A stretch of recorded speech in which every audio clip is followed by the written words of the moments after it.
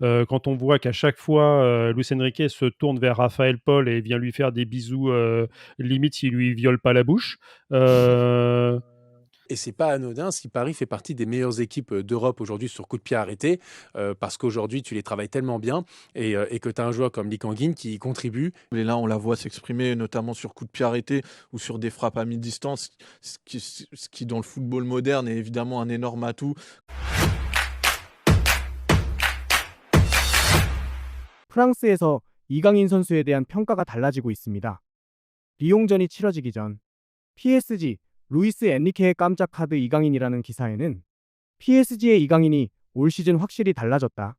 2025-26 시즌 들어 엔리케 감독의 신뢰를 완전히 되찾으며 팀의 핵심 전력으로 부상했다. 현재 18경기에서 2골 1도움을 기록 중인 이강인은 수치 이상으로 경기의 흐름을 주도하며 PSG의 공격 설계자로 자리 잡았다. 이제 이강인은 조용한 조연이 아니라 프랑스 무대의 확실한 주역으로 자신의 존재감을 각인시키고 있다라며 확실하게 입지를 다지고 있는 이강인 선수를 주목하고 있었습니다. 관심과 기대에 부응하듯 이강인 선수는 리옹전에서 극적인 결승 어시스트를 팀에 선사했습니다. 경기를 지켜본 팬들은 계속해서 상승세를 이어가는 이강인 선수에 대해 더 많은 기대를 하고 있었는데요. Je trouve qu'on sous-estime trop l'apport de Kangin sur les périodes comme ça, avec beaucoup d'absents et moi je l'ai trouvé encore très bon. Je vous le dis depuis le début, depuis l'année dernière, je parle de Kangin Lee et enfin, voilà, vous avez la réponse. Montez dans le bus, je vous ai dit. Ouais, bah, ouais, je pense qu'on va commencer parce que c'est vrai que son entrée et son match contre le Bayern où, il a été le meilleur joueur, en tout cas le plus dangereux, celui qui n'a pas arrêté de provoquer. Je pense que on pouvait s'interroger sur le fait qu'il puisse être titularisé, mais finalement, est-ce que c'était pas aussi une récompense de son entrée, de mardi? Parce qu'il a quand même réussi, à réitérer une très belle prestation. Je pense on peut passer sur le ballon d'or asiatique, hein, carrément. Allez, vas-y. Allez, vas-y. It's your Non mais voilà, time. Lee, moi je me suis fait alors non mais là je vais régler mes comptes parce que, je me suis fait vanner de fou à chaque fois sur Kangin Lee. Je me rappelle d'une phrase de Kevzor où je lui avais dit qu'il était en trouble avec Donnarumma et Marquinhos, c'était vraiment un fanboy. Moi, il m'a dit: «Je préfère ça que d'être en couple avec Ramos et Lee» et bah, je Ah, suis joli, très c'est vrai. fier ce soir, au moins d'être en couple avec Kangin Lee. Il nous fait gagner des points contre Nice. C'est lui qui tire le corner, déviation de Guevara, et tête de João Neves. Encore ce soir, il nous fait encore gagner 2 points, donc ça fait 4 points pour lui. Encore une entrée contre le Bayern Munich où chaque centre était un danger de but pour nous. Je trouve que ce joueur et ça aussi, il y a eu des échos dans la presse où il y a pas mal de personnes en interne au Paris Saint-Germain disaient qu'il avait changé, ses états d'âme, son état d'esprit. C'était un joueur différent, dans sa façon de penser, Mmh. dans sa façon d'être avec le groupe et je trouve Ça que moi ça ça se se voit. voit. Oui, ça se voit, ouais. Ça se voit sur le terrain. C'est un joueur beaucoup plus humble, qui joue beaucoup avec ses partenaires, qui fait pas mal de transitions, qui essaie de faire des 1-2 et cetera et que dire? Je veux dire, c'est une arme létale. Je veux dire à chaque fois que ce joueur centre, ce soir, c'est 5 centres réussis sur 6. C'est, 90 de précision de centre ce soir. À chaque fois qu'il centre, c'est un danger. Ses corners, c'est admirablement. Ça devient enfin une arme parce que finalement, on avait toujours un peu vu, entrevu plutôt, ce qu'il était capable de faire. Mais là, ouais, sur les coups de pied arrêtés, on avait beau nous dire que c'était travaillé la saison passée, quand on voit notre réussite sur coups de pied arrêtés, sur les corners, sur les coups Mmh. francs, quand on voit qu'à chaque fois, Luis Enrique se tourne vers Raphaël Paul et vient lui faire des bisous, limite s'il lui viole pas la bouche, heu, je Non mais en pense qu'il plus y a tu il y a il y a quand même, il y a quand même tu sens qu'il y a de l'amélioration aussi bien sur les frappeurs que sur les finisseurs, quoi. Ouais. Mais en plus, tu as une diversité parce que contre Oui. Nice, c'est corner rentrant, là, c'est corner centrant, donc tu as vraiment une qualité du pied, que ce soit des 2 côtés du pied et je trouve que hormis, la tête qui est très belle de João Neves, moi je trouve que le corner est frappé, mais Ah oui, il est très bien frappé, bah, ça c'est il est clair. Mmh. extrêmement bien frappé. Il le met dans la bonne zone Et je trouve que Neves, il a plus qu'à mettre la tête et en fait, c'est lui qui lui dépose sur la tête. C'est pratiquement pas Neves qui fait le taf. Neves, il a juste à faire son petit déplacement, se mettre seul et toucher la tête. Elle est déjà assez suffisamment puissante pour juste la dévier et garder la puissance du centre. Donc, je trouve que ça, c'est une arme qu'on n'avait pas la saison passée. Mmh. Et je trouve que maintenant, comme je vous ai dit, euh, venez dans le bus Lee, hein, dans le Bruce Lee. Je vous invite, c'est moi qui conduis, mettez la ceinture, on y va. Et on y va jusqu'à la finale avec Bruce Lee. Et on va gagner la Champions League, but de Lee, je vous le dis. Aujourd'hui, ça va C'est être clippé, le c'est clippé. ballon d'or asiatique. Clippez tout, clippez tout, Bah, c'est clippez tout. Je paye un restaurant. 그동안 이강인 선수를 응원했던 팬들은 최근 몇 경기를 통해 보여준 모습에 그간의 보상이라도 받는 듯 함께 기뻐했습니다. 이강인, 애초에 못한 적이 없었다 라는 기사에는 리옹전에서 PSG 통산 100번째 경기를 치른 이강인이 또 한 번 결승 도움을 기록했다. 2023년 마요르카에서 이적한 이후 체격이 작다, PSG급이 아니다라는 선입견 속에서도 이강인은 묵묵히 실력으로 자신을 증명했다. 엔리케 감독은 전술적으로 매우 유연한 선수라며 신뢰를 보냈고 이강인은 팀의 숨은 무기로 성장했다. 지금의 이강인은 조용하지만 결정적인 순간에 빛나는 PSG를 움직이는 진짜 프로로 평가받고 있다라며 이강인 선수에 대해 팬들과 같은 높은 평가를 했습니다.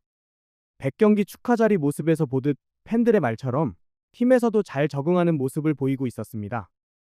Avant tout, félicitations, c'est extraordinaire. Gagner comme ça, c'est très bon. C'est comme ça que se gagnent les championnats, c'est comme ça les grandes équipes. Félicitations à tous. Mais aujourd'hui, c'est un jour de fête pour notre Canguilé.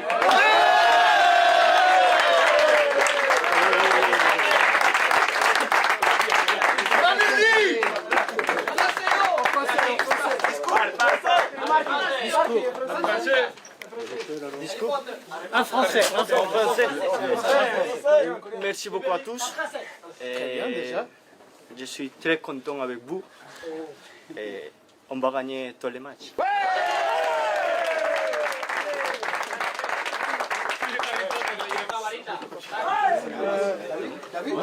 뿐만 아니라 최근 프랑스에서는 이강인 선수의 눈부신 활약에 대한 분석이 눈에 띄게 많아졌습니다.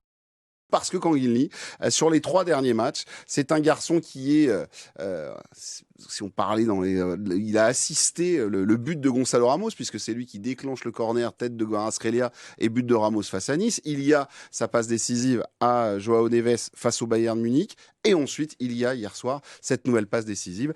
Mais je pense qu'on peut même revenir à un peu plus tôt parce que il marque son but contre Tottenham, ce qui relance le match en Super Coupe d'Europe. Mais même son entrée contre le Barça avait été excellente. Il avait là je vois il avait tapé le poteau. Là je vois effectivement dans ce match-là, alors qu'il est rentré il est rentré à la 80e minute et il avait délivré 3 passes clés. Dans seulement un quart d'heure. Lee Kang-in, honnêtement, je trouve qu'il y a une vraie montée en puissance, une vraie continuité, je trouve, sur cette saison. Et je le trouve intéressant parce qu'il amène un profil complètement différent de ce qu'on a du côté du PSG en attaque. C'est un petit gabarit avec un centre de gravité très bas, une capacité à éliminer et surtout, il a une vraie patte gauche. C'est quand même lui, là, ça il faut le reconnaître, que ce soit sur les coups de pied arrêtés ou dans les tirs. C'est toujours dangereux, même contre le Bayern. Il me semble, dans les dernières minutes, il a une belle frappe aussi qui flirte avec le poteau de Manuel Neuer. C'est un vrai danger. Et le nombre de centres qu'il a pu faire, il fait le centre sur le but de Joao Neves et aussi le centre sur la tête de Neves qui passe aussi juste à côté pour l'égalisation contre le Bayern. Honnêtement, je suis satisfait. C'est qu'en fait, c'est des joueurs qui sont intéressants parce que ce sont d'autres profils pour Luis Enrique, qui peuvent aussi s'adapter en fonction de l'adversaire. C'est-à-dire que c'est pas des profils un peu stéréotypés où tu as toujours les mêmes profils et si tu t'en sors pas avec ces profils-là, tu es mort, tu peux plus rien faire. Avec un Lee Kang-in en attaque ou avec un Warren au milieu, en fonction de l'adversaire que tu peux avoir, tu peux aussi mettre ces joueurs-là et c'est vraiment intéressant et ça, c'est à mettre à son crédit. Mais c'est vrai que Aymeric, enfin...